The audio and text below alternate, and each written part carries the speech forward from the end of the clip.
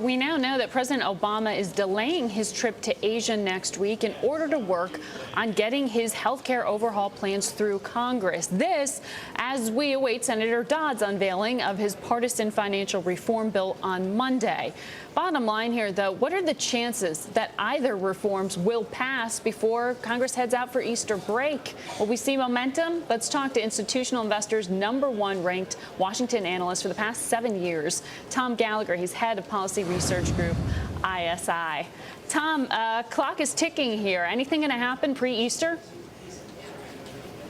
Well, I think we'll definitely see Senator Dodd's bill introduced. That much he's announced, and that one doesn't require any vote, so that'll happen.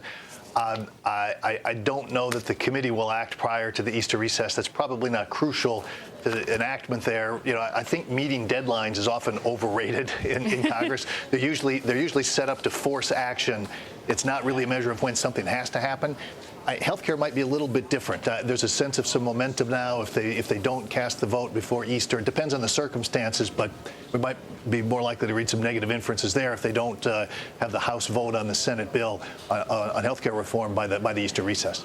Well, when you talk about that question of setting deadlines, of pushing just to get something done, the question's been raised particularly with Senator Dodd's case about whether that push to get things done may actually come at the cost of some bipartisan support here. At least that's what Senator Corker's comments yesterday would lead you to believe, or at least they suggested. What is going to survive, and beyond Monday, what can we expect to see in terms of bipartisan action? Yeah, I'd hesitate to try to give you any timeline of events. Our sense on the banking regulation bill is that it's got below 50-50 chances of being enacted this year. Yeah. But the way I think about it is you've got 3 different stages where bipartisanship has to prevail. In the committee, then on the Senate floor, then in conference. And there's less and less time in the year before the election, before they adjourn for the elections, for that to happen. And I think it's fair to say that election year pressures reduce the incentives for both parties to reach an agreement on that bill. So again, without really saying how you get from here to there, because I think at different stages, either one party or the other will want to at least create the appearance of being interested in bipartisanship. So I don't think we're going to have a steady trend line here. But I just think the odds of it enacting a bill this year are somewhat below 50-50. Well, what's going to survive, though? I mean, we seem to hear some consensus on a resolution authority, but when it comes to the Consumer Protection Agency, who's got control over it, how much authority it's really going to have, really seems a source for some debate. I mean, what is realistic to expect at this point? I mean, what can bank CEOs bank on?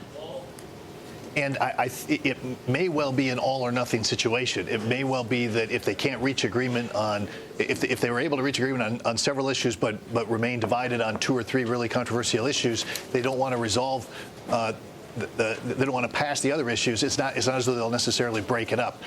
Some of these issues are interrelated. They may worry that they lose momentum for the overall or for the remaining issues if they satisfy the other one. So it may well be a take it or leave it issue. And then I think regulators would have to decide if they don't get legislation this year, do they proceed on a regulatory basis to accomplish some of the things that they want to accomplish in the bill. So even that much, I wouldn't assume that they just pass a bill that includes elements that they could reach agreement on. I think that's actually less likely than a take it or leave it proposition, an all or nothing proposition. When it comes to healthcare, I'm looking at your most recent newsletter here, and you say the market consensus out there is that the bill is likely to pass. Healthcare reform is going to happen. You just said maybe not this year, though. Actually, what I was just describing was really the banking outlook. I think we're genuinely undecided on health care. If I had to bet, I guess I'd put a thumb on the side of the scale that says the House will pass it. When you look at the vote count just on a bottom-up basis, as we do in the report you're describing there, as my colleague Andy LaPerriere did, it's easy to get more pessimistic because it really turns out that leadership has to get, a strong majority of the remaining undecideds. But then when you take into account the commitment that the leadership has, that the president has, they bring a lot of resources to bear, a lot of different ways to resolve problems and take care of problems. And so I just, that's why I think at the end of the day, they probably get the bill passed in the House. Well, we'll see what President Obama can get done this week. Thank you so much, Tom Gallagher.